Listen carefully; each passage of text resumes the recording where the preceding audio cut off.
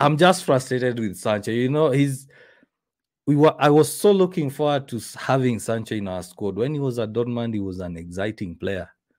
He was one of the best players, the best young players in Europe, but it seems like it's not working out. But what is this, man? Just leave. Just leave. Sorry.